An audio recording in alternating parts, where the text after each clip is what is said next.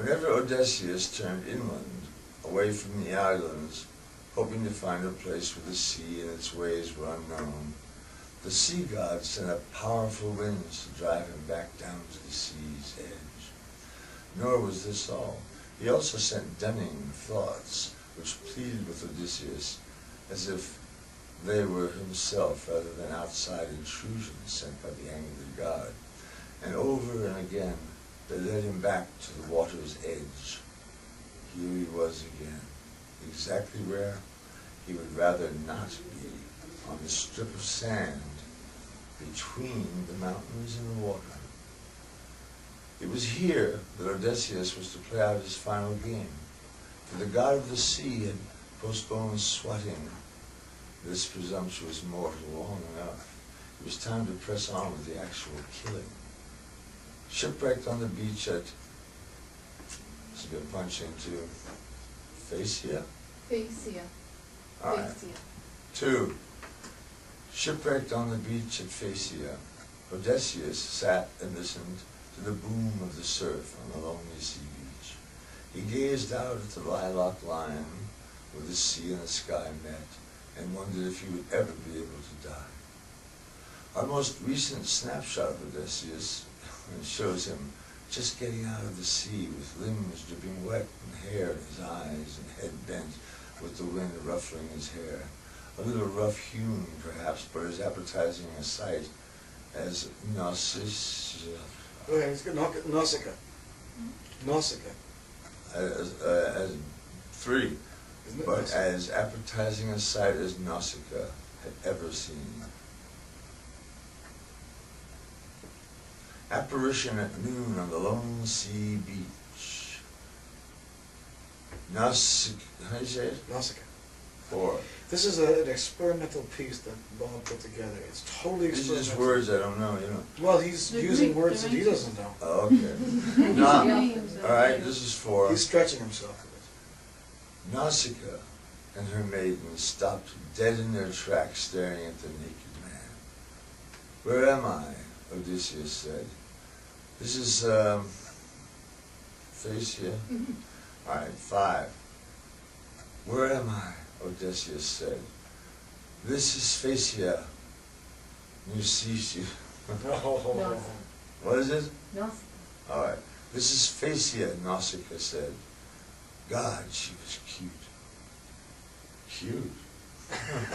That means bowed. Bowleg, right? Yeah. All right. Again, 6.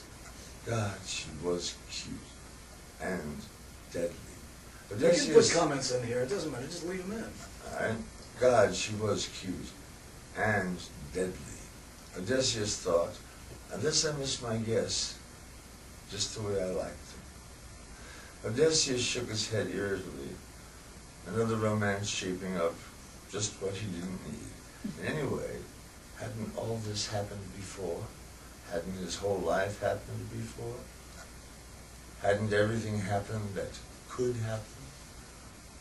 Odysseus tried to remember, but all he could bring to mind were vague present, right? Presentiments. All right, this is what, 6 or 7. Odysseus tried to remember, but all he could bring to mind were vague.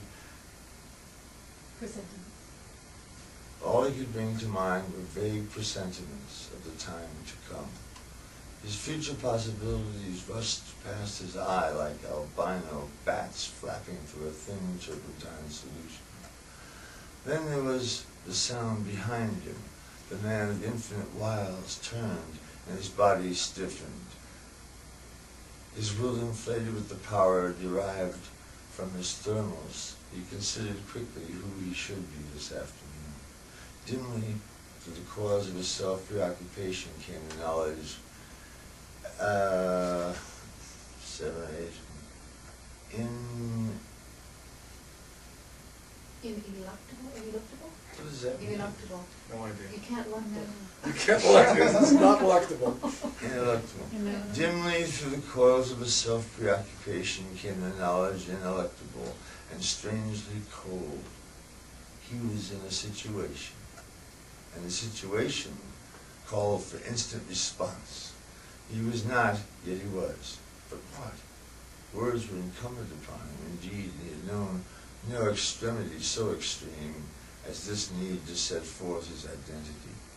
But the woman beat him to the question. "What's your name, stranger?" Nausicaa asked. "Irving Spaghetti at your service," Odysseus replied instantly. And then could have a business. Irving Spaghetti at your service, Odysseus replied instantly, and then could have bit his tongue. But the habit of evasion was hard to drop, even when conversing with this pretty and guileless maiden. The habit of concealment died hard.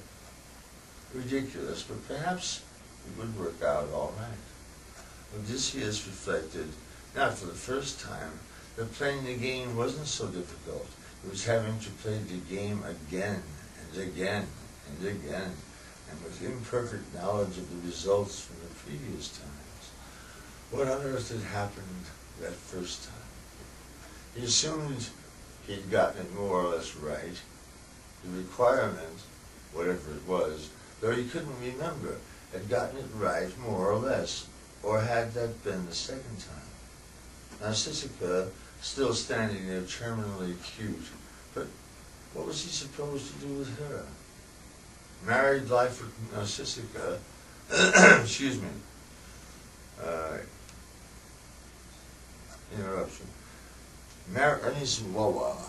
Okay. Okay. I'm pick it up from married life with Nausicaa.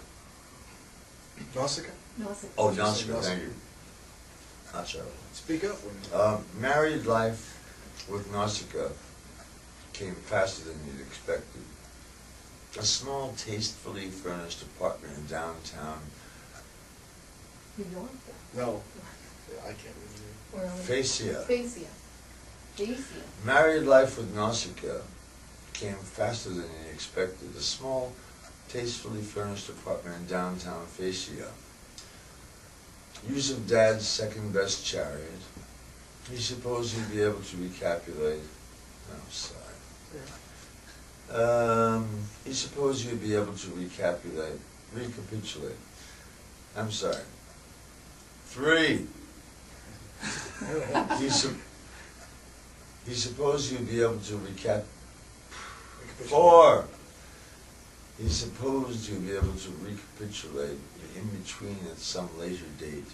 It usually worked that way. The courtship, for example. Had they gone on dates? What had he said to her? And what about Penelope? A sudden alarm filled his head. He was safe here inside the warm little apartment with Nausicaa. But that wasn't what he was being paid for. He had taken a wrong turning somewhere. All of this, of course, was just before the stranger moved into town. Because once he was there, that sinister figure with his fiddle and his faddle and his fiddle, faddle. I'm sorry, I'm trying to be a reliable narrator, but my blood boils when I think of this stranger, and I'm not to be blamed for what I say. And everything changed, and nothing was ever the same again. Not that we really expected it, but anyway, not after the curse of the woodland pygmies was uttered, bringing its curious aftermath. But I'm getting slightly ahead of myself. First, there was Odysseus. It is not generally known that You're okay. Nausicaa. All right, but first there was Odysseus. Right. First there was Odysseus. It is not generally known that Nausicaa was Odysseus' mother.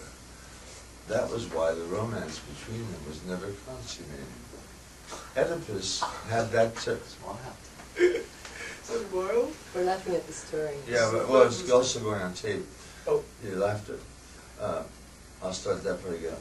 Oedipus had that territory all sewed up. Odysseus wasn't anywhere as clever as men say he was. Odysseus sold the Olympians a bill of goods. Athena, right? Shit. Oedipus had that territory all sewed up. Oedipus wasn't anywhere as clever as men say he was. Odysseus sold the Olympians a bill of goods. Athena wasn't anywhere near so austere as people say. They just didn't dare tell stories about her. And Charon, he's the central figure to everything. People spend most of their time with him. Charon, are you there? I'm here. I see that you're still here too. Still trying to find out about the gods? Is there any reason I shouldn't do that? You can do what you please. There's no answer about that. But some questions are more profitable than others. This questioning of the gods is, it's what they want you to do, of course. They do. Of course. The gods are personifications of self-consciousness. They examine you for hidden motives. They don't expect you to ever know what you're really up to. And we doubt if they know anything about themselves either. There's something very attractive about the land of the dead, isn't there? How nice to pine away in some beautifully melancholy box. Is your tone of voice sardonic? No, merely classical. When you live in the ancient world, you have no TV with which to beguile your time. We have a TV in the card room of the houseboat in which we transport the dead.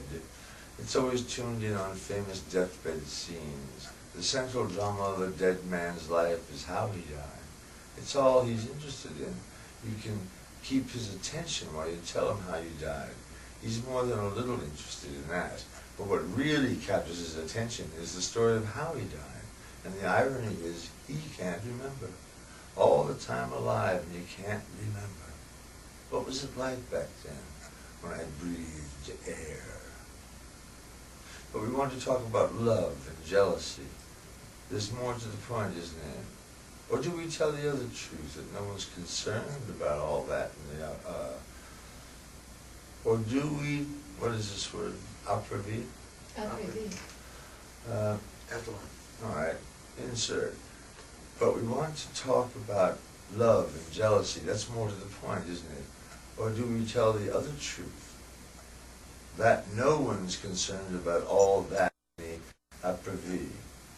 Eh? The weather comes to me first, then it reaches the rest of my people. Rest of my people is a hazy concept, but I think I know what I mean. The observer cites the conditions that will make up the mood, and is present not only at the mood's creation, but at the creation of the component elements from which it was synthesized. He surveys the hot, dry wind from nowhere, which suddenly starts up and brings ennui in its wake. Talk about the proud man's scorn. That's what the observer does. He observes and works the keys of his shortwave radio to transmit the news to the world, his world, himself. That's what he's actually scouting for, isn't it? Odysseus makes his camp on the edge of the beach, where he can keep an eye on the straits, when the Japanese fleet sails past.